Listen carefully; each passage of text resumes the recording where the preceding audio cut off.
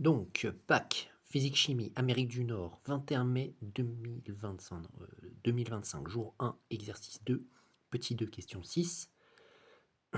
Donc, nous savons d'après la question 5 que l'expression vectorielle de l'accélération du véhicule qui est sur le raccordement routier dans la partie circulaire est égale à A est égal à V carré sur R, le vecteur UN de la base de Freinet. On a R et on a V, on a les valeurs de R et V, parce que sa vitesse est constante, on l'a aussi démontré, enfin on n'a pas démontré, ils nous l'ont dit plutôt, et d'après la question 6, enfin qu'est-ce qu'il faut faire dans la question 6, donc sur le schéma de l'annexe, représenter à l'échelle 1 cm pour 1,0 m par seconde moins 2, le vecteur accélération en M.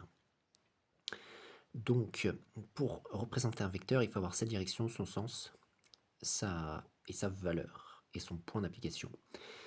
Donc là, ici, la chose principale que nous n'avons pas, c'est la valeur. Donc nous allons calculer la valeur, c'est-à-dire la norme du vecteur accélération, puisqu'on a l'expression vectorielle, on va pouvoir calculer la norme.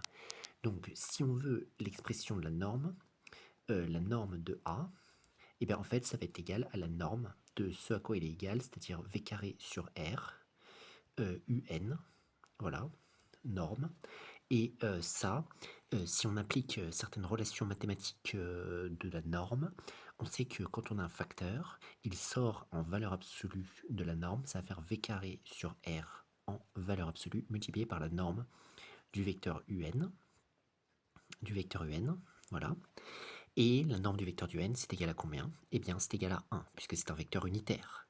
Donc, on va se retrouver avec v carré sur r, qui est une valeur positive, donc inutile de laisser la valeur absolue, fois 1, qui va donner v carré sur r, qui va être égal à, donc v on l'a, r on l'a, ça a donné 15 au carré sur 15,0 au carré, voilà, et puis après 75,0 tout court.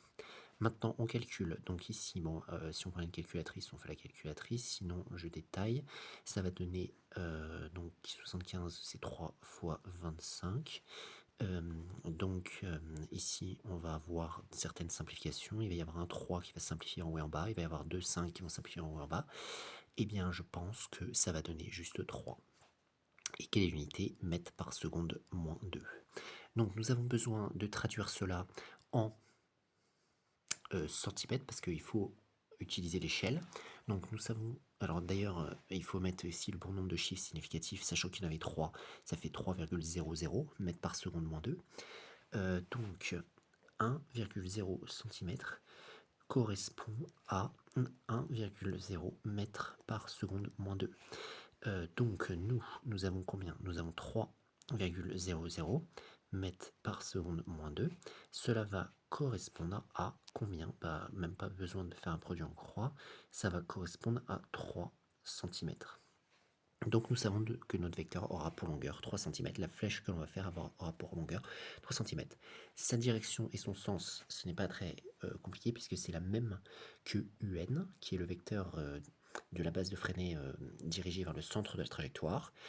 Donc je pense que nous avons toutes les informations pour le faire, parce qu'elle aura la même direction et le même sens que UN. Le point d'application, on sait ce que c'est le point M qui se déplace sur l'annexe. Donc là j'ai repris le schéma où j'avais fait la base de Freinet, et il faut faire un vecteur qui fait 3 cm.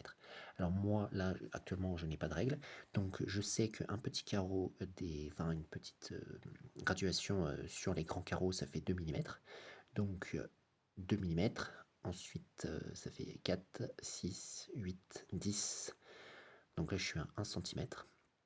2, 4, 6, 8, 10. Je suis à 2 cm.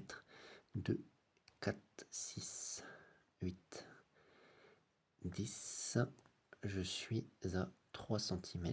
Donc voilà, donc c'est un peu grand par rapport au schéma que j'avais fait, mais bon, sur l'annexe, ça doit être bien dimensionné pour que cela corresponde. Donc j'ai bien fait la bonne direction, c'est-à-dire la même que UN, c'est-à-dire la droite qui passe par UN, le bon sens, c'est-à-dire le même que UN. UN allait vers le centre de la trajectoire, donc pareil, A va aller vers le centre de la trajectoire, et j'ai mis la bonne longueur d'après le calcul que nous venons de faire, et je mets bien sûr le nom du vecteur à côté du vecteur.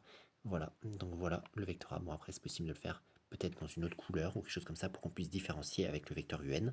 Mais voilà, le vecteur accélération fait comme il était demandé à cette question 6, exercice 2, petit 2, jour 1 du bac physique-chimie Amérique du Nord 2025.